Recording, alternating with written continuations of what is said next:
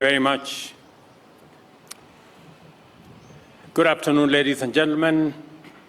Our plan for the radical socio-economic transformation of our country entails a broad array of commitments to be undertaken in every sector of our national endeavor in order to take Kenya further along the path towards our collective aspirations and unprecedented levels of shared prosperity.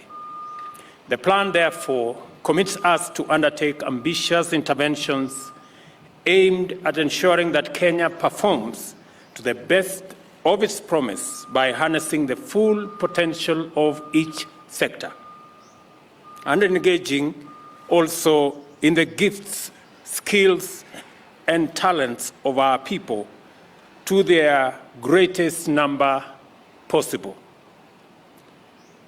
We recognize the talent in Kenya's sporting and creative industry to be an entire economy to be harnessed. For this reason, the plan has set out commitments we intend to accomplish towards fully developing the sporting and the creative economy. This sector is a giant wellspring of opportunities to employ millions of young people, increase incomes, enhance our national brand, and place Kenya on its rightful position as a global athletic and sporting superpower. The interventions, including a comprehensive sports infrastructure development plan, enhanced monetization and commercialization of sporting talent, and the reinstatement of Kenya's football into good standing with the global governing body. An important intervention that will go a long way to accelerate the achievements of our agenda in this sector involves robust efforts to attract premier international sports and athletic events to Kenya to stimulate local sports, promote tourism, create employment, and enhance our national sporting and athletic brand.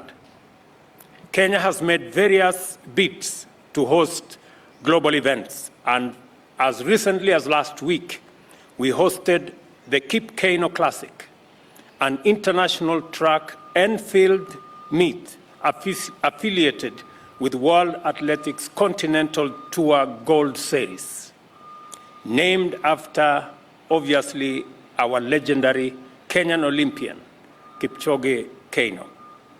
In this connection, I am happy to announce today that we have joined our brothers and sisters in Uganda and Tanzania in mounting a joint bid to host, in this connection, I am happy to announce today that we have joined our brothers and sisters in Uganda and Tanzania in mounting a joint bid to the Confederation of African Football for the opportunity to host the 2027 edition of Africa Cup of Nations, commonly known as AFCON. None of us has had the opportunity of hosting this important continental tournament before. Our national teams, Harambee Stars, has qualified 5 times for AFCON: 1972, 1988, 1990, 1992, and 2019. Uganda, on the other hand, has qualified 7 times: in 1962, 1968, 1974, 1976, 1978, 2017, and 2019. And Tanzania, on their part, have qualified twice, in 1980 and in 2019. We hope that our joint bid will motivate all our sides not only to qualify for the 2027 tournament, but also excel beyond previous achievements by our individual countries. We also intend to launch a compelling bid that will succeed in winning us this very critical opportunity to make Kenya, Uganda, and Tanzania the epicenters of regional and continental footballing resurgence. The work of prosecuting our joint bid now begins in earnest, and Kenya intends to make its full contribution to it. My CS, Honorable Ababu Namwamba, the Cabinet Secretary for Youth Affairs, Sports and Arts, is duly assigned and will now mobilize his team, liaising with his counterparts in Uganda and Tanzania to formulate a winning bid so that the people of our three countries can look forward to participating in a successful 2027 tournament bid.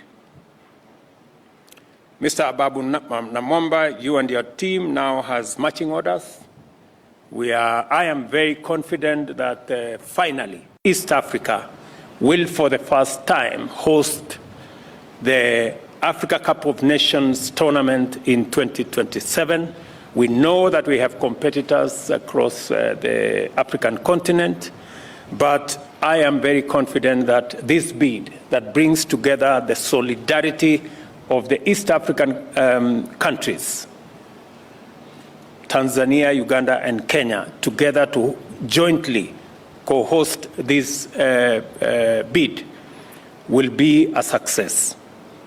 I have already consulted with my counterparts in Uganda and Tanzania on all of us working together jointly on this bid, and we have all agreed that this is going to be an opportunity for East Africa, and the games will be played, the different teams will be played in our different countries. We will work on the mechanics, we will work on the timetable, and we will work on ensuring that we are all ready for this tournament when it finally happens. I want to ask all of us, as part of our commitment to this very important sector, the sector of sports and creative art, that we rally our forces. I want to ask the people, the stakeholders in this sector, the private sector, the sportsmen and women, the teams in this sector, to begin to focus their energies in ensuring that this sector, we take it back to where we all have wanted it to be. I did undertake to the country that we were going to push for this bid. When I came into office, I hope that this attempt by all of us in East Africa will give us the opportunity to host this tournament.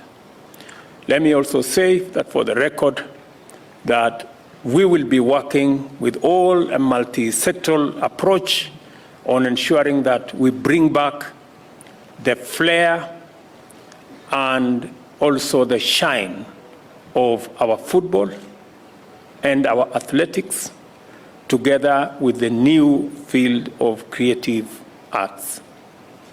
I'm looking forward to interrogating the master plan that we have asked the Ministry of Sports and Creative Arts and Young and Youth to come up with on developing the infrastructure around the sports, making sure that we also interrogate the training program and also ensure that there is adequate attention to making sure that we commercialize this sector so that it becomes not only an employer, but also an income generator for the young people participating in this field.